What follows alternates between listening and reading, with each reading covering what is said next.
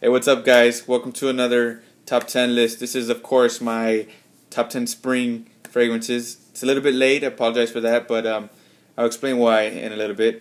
I've been holding this list off for some time, but I had most of it already set. I was just trying to waiting on one thing before I did this. So I got a couple honorable mentions before I get into it. This is gonna surprise you, but Dolce & Gabbana is the one. It didn't make the list this year. The reason why is because I've worn this one a lot in the fall and last year in the summer. So this one has gotten so much play for me. I want to try out some new fragrances, that some newer purchases and fragrances that haven't gotten play for me that are just really good, really good, and I just haven't given them the time and the wearing. So that's what I'm going to be doing this year, and for that reason, Dolce & Gabbana. But I mean, it's still awesome stuff, guys. Awesome stuff right there. And you never know, I might change my mind and start reaching for it again. Next honorable mention is Versace Fraiche. This one is honorable mention because I see this more of a summer fragrance, but for my weather, I do have the heat to reach for a fragrance like this. But to be honest, the fragrance that I reach more often is this one, and they smell very similar. This one's harder to find and more discontinued. I don't like putting hard to find discontinued fragrances on my list, so Versace Fraiche is a better alternative.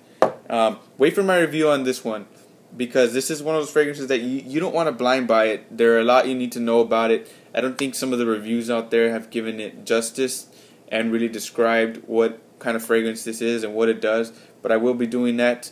I own 2 bottles of this one, a backup bottle as well, so, and you can see the dent I put in it. So I'll be able to explain to you guys, just who might be interested in a fragrance like this and who might not be, because it may be a waste of your money. So next honorable mention would be Aspen by Coty.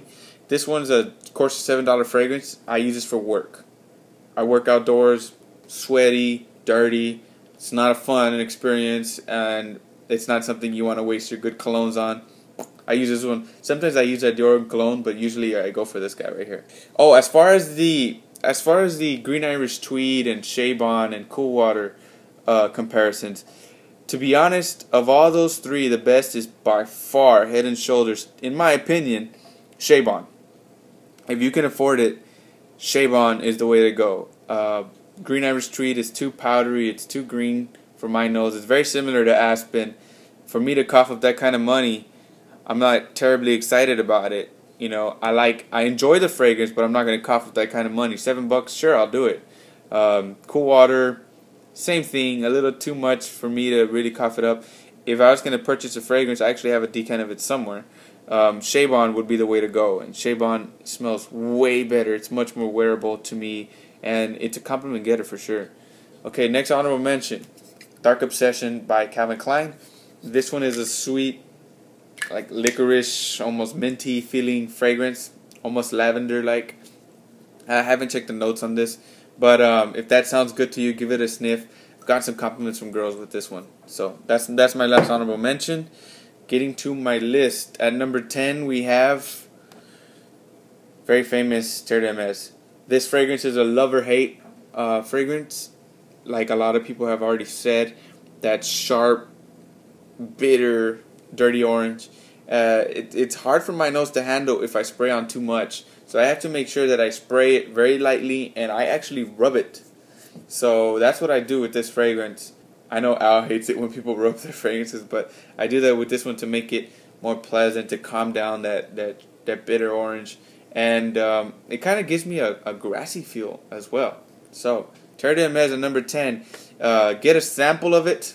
I wouldn't recommend a blind buy, but it's really good in this type of weather in the spring. Terre D'Hermes. At number 9, another classic, another famous one. This is Platinum Egoist by Chanel. I've talked about this one before. Haven't reviewed it yet, but I will be soon. An older crowd, very fresh, good for those cool spring evenings. Very good. Like I said before, some women will go nuts over this stuff, so definitely give it a try. At number 8, we have Aqua Essenza. And this fragrance, not a lot of coverage on it either, so hopefully I can get to this one very soon, right after I do that Dior Homme Cologne review. This fragrance is like a much more potent and a little bit more floral version of Aqua. They're very similar. They have their similar vibes. If you like Aqua, you're gonna like this one too. This one's much more expensive, unfortunately. It's a Eau de Parfum, but it lasts, it projects. Look at this cool magnetic cap, and it's you get your money's worth out of this one. Very good bang for the buck, and it's perfect for springtime because the performance is so good. That's my number 7. At no, I'm sorry, that's number 8. At number 7, this is one that I've already reviewed, so you guys know all about it. Azzaro's Chrome Legend. If you want to know more about it, go to my review. At number 6, another one that I reviewed, and this fragrance has actually dropped a few slots. It's been pretty high on some of my lists, but the same thing with Dolce & Gabbana, the one. This one, I put it aside so that I can give some more play to some of my newer fragrances and newer purchases, and that's Bleu de Chanel. Still an awesome fragrance. It still does everything that you expect it to do. It never disappoints. Bleu de Chanel, and this is its season, I think, springtime. At number 6. So at number 5, this is another fragrance from the house of Chanel, and this one beat out the other fragrance that has been in my list, because the other one's kind of gotten a little bit predictable, I guess, a little bit boring to me, and I wanted to twist it up a little bit. And I had a sample of this one. I went and got a bottle, thanks Coty, and so now I've been using it a lot more, and I have a full bottle of it. It's a creamier version of the other one. It gets you a lot of compliments. Both of them do. It's much more expensive than the other one, but you can't complain because it works. It does what it does very well. It's quality stuff from the house of Chanel, Allure Homme Sport.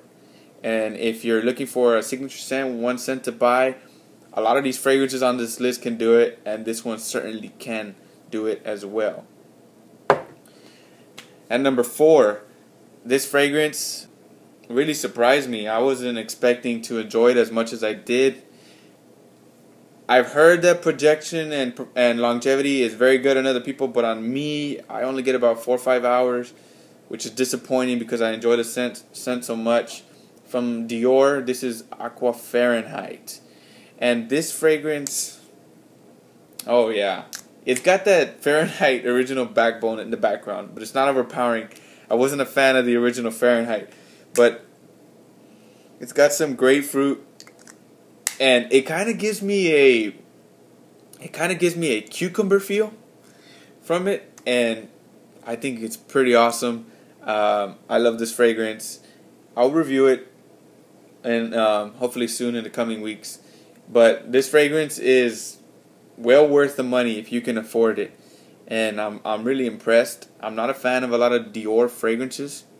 Actually, Dior Homme Sport just missed this list. I was going to put on there, but I've been going for Dior Homme Cologne so much that I don't even reach for Dior Homme Sport anymore. But this one is fantastic, especially for the spring. So if you can get your hands on a sample, of this stuff, go for it. Go for it. If you see a cheap bottle for swap or whatever, if you like the original Fahrenheit and you're looking for a fresh summer version, spring version, then blind buy worthy for sure. Pull the trigger on this one. It's pretty nice. It's quality stuff from Dior. I wish it lasted a little bit longer, but what are you going to do, right? Carry an atomizer. So, at number 3, fragrance from the house of Chanel. This fragrance, honestly, I had sampled it one time when I was at the mall. I had got a vial of it once, and I just blew it off. Like I didn't give it enough of a chance. And I started giving it a chance because some people had been constantly telling me, "Hey, try this one out. Hey, try this one out. You love designer fragrances. Go look at this one." And I said, "All right, guys. Look, I'll look into it." So I saw a bottle for sale. I went and bought it, and I just been wearing a lot of this fragrance this spring. A lot of it. It's really nice. Springtime, I think, is its time. I haven't tried it in the summer yet, but I will. Performance is not the best, but like a lot of fresh fragrances, you may have to carry an atomizer. That is Allure Homme Edition Blanche. This one has that. It's like the spring. Oh wow. It's got a lot of Bleu de Chanel in it as well, but it's like the spring version of Dior Cologne and of Fraiche mixed with some Bleu de Chanel. It's really nice, guys. Really nice, and you can see my taste by the fragrances I've been mentioning. This was very, very nice fragrance. So give it a try when you go to Macy's. Blind Buy worthy? Well, it depends. If you like fresh fragrances and you like Chanel's fragrances, yeah, it is blind buy worthy. But hopefully I can review this one as well pretty soon. At number two, we got a fragrance that is no stranger to my list, no stranger to the community. Anybody who's a subscriber of mine is not a stranger. This fragrance, this is of course Chez Aventus. How can I make this list and not include Chez Aventus? It's awesome. This thing is still a beast. And it kind of makes you wonder, who beat out Chez Aventus, right? But I can also throw in other fragrances that smell similar. Chez does it better than all of them, but Mancera Cedrat Bois, pretty nice stuff. Very creamy, but very similar to Aventus. I do think Aventus is better than it, though. But it's still nice, and it still does this, get you compliments and all that. And, of course, Insurrection Pure. This one is more like an honorable mention because you can't buy it anymore. I mean, it's sold out. There were some people who went and bought like 3 or 4 bottles. And other people, you can't find it anymore. You're going to cough it up to purchase fragrance like this. So I don't include it in this list for that reason. But it's still, for its price and what it does, that fragrance lasts. I sprayed on my clothes, lasts forever. And it gets you compliments. Wow. I just couldn't believe it. I mean, even now, after all the hype, and I'm still, wearing it, it still impresses me. I still wonder, how did this fragrance, how is it so inexpensive, and how had nobody discovered it yet? But to all of you who were able to get a bottle, congratulations. Fantastic fragrance. Okay, my number 1 fragrance. A quick story with this one. I wore this fragrance, well, I've had a clone of it for quite some time now, a really long time, and it's made some of my lists. It wasn't my favorites. And this one, I don't like showing decants in any of my lists. If I have a lot of decants, right? And even if I love those fragrances, I won't include them here because I kind of want to have the bottle for a list to show you guys what it looks like. But this one, it's very similar to another fragrance I've reviewed and I've had in the list. And I wore it to meet Senator Ted Cruz the other day. And I sprayed it on my shirt. I didn't go for my skin, because I was dressed up, right? So I went for the shirt. And I'd been wearing it on my skin before then. And the difference between the amount of compliments and the performance that it had, and even the smell of it, when I sprayed it on my shirt, I was blown away. I mean, it was almost like a better version of itself when it was sprayed on my clothes. So this one, I gotta say, spray it on your clothes, and it impressed me. It gained a new respect from me. The bottle's a recent purchase, but I'll show you the fragrance. It's Bleecker St by Bond Number 9. See, it's a tester. It's I paid like, what did I pay? 165 or something. Came out to like 170 with taxes. But when you spray this on your clothes, it smells very, very different for me than when I sprayed it on my skin. It's not as fruity. It's a little bit more musky. It's a little bit more masculine. I'm walking down the street. I got a bunch of compliments there at the venue. Met Cruz, so it was awesome. But I'm walking down the street at the university, and the girl's like, "Whoa, you smell good. What are you wearing?" And then we got in conversation. I told her I was a reviewer, and she's like, "I can tell. That's good stuff." And, of course, nobody knows what Bond Number 9 is. Nobody knows what Bleecker St is. Awesome thing is that nobody's going to smell like you.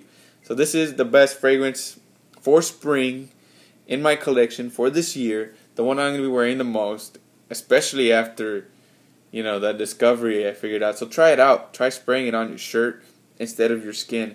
Purple Label, it's going to take a back seat. I actually wore this one so much that I got a decant of it so that I didn't waste my little mini. But it's probably not going to be reached for anymore while I'm using this guy. So maybe if I dress up in a suit and tie again, I might reach for it. But this one, guys, on your clothes, trust me, that's where it's at. That's my top 10 for spring, guys. I hope you enjoyed it. I hope it's helpful. Rate, comment, subscribe, and let me know what you think. Take it easy. Peace.